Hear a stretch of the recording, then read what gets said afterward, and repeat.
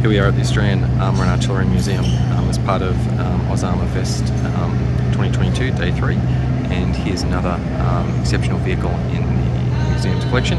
So this is the ISU-152, a Russian self-propelled gun from the later part of the war, built on the IS chassis. Earlier iterations of the vehicle were termed the ISU-152 that was built on the KV-1S chassis, but this is the updated version on the Joseph Stalin chassis, which was continuing production throughout the war while the KV-1S chassis was being retired. So this is a casemate type vehicle. You've got a chassis which is donated from a tank. In this case, the Joseph Stalin series of tanks, with a fixed structure built on top and a 152mm howitzer, in this case, built into the casemate. So quite large and quite heavy. One of the great things here at the museum is the fact that because they don't just focus on vehicles, they also focus on artillery pieces. Here you have the ISU-152, and just over here to the right, which I'll pan over to in a minute, you can see the howitzer, which was built into the chassis. So this is the 152mm howitzer in its towed configuration. And so what the Russians did was basically took the Joseph Stalin chassis, designed a casemate that would accept the 152mm howitzer, and put that onto the chassis, and that's produced this self-propelled artillery. So this vehicle was able to be used in a number of roles. Huge gun, of course, capable of penetrating most German armor in direct fire.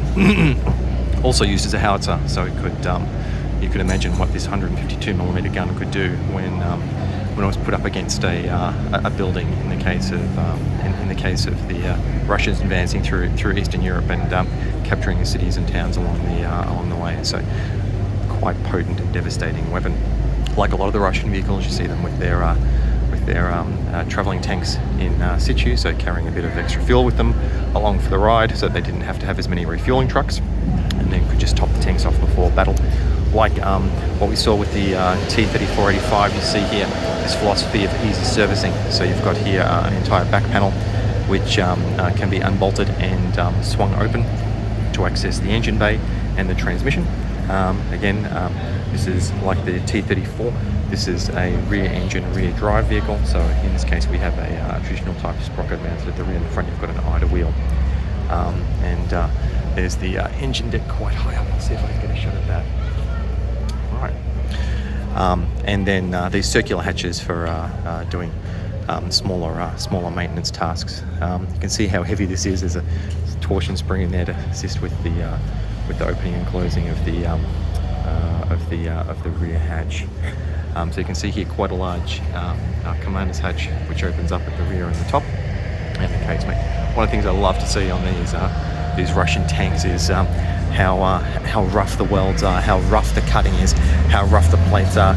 You can see here, this is obviously shell deflections that the tank has picked up during battle. But then you've just got the normal pitting and spalling that you get from the more primitive manufacturing or faster manufacturing techniques that the Russians use. They're clearly building these vehicles for a purpose, and doing only the bare minimum they needed to get something that would roll reliably out of the factory and do its business on the battlefield.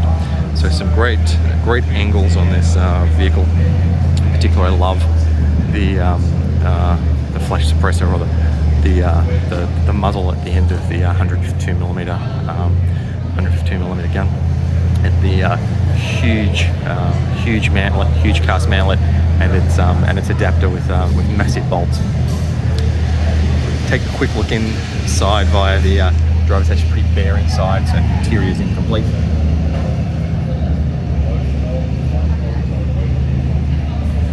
But that's what's viewable inside from the casemate. So once again, here we have the ISU-152, the later iteration of the 152mm howitzer, built onto self-propelled chassis for the Red Army employment during World War II. So here again at the Australian Armour and Artillery Museum, another great exhibit showcasing some of the iconic vehicles of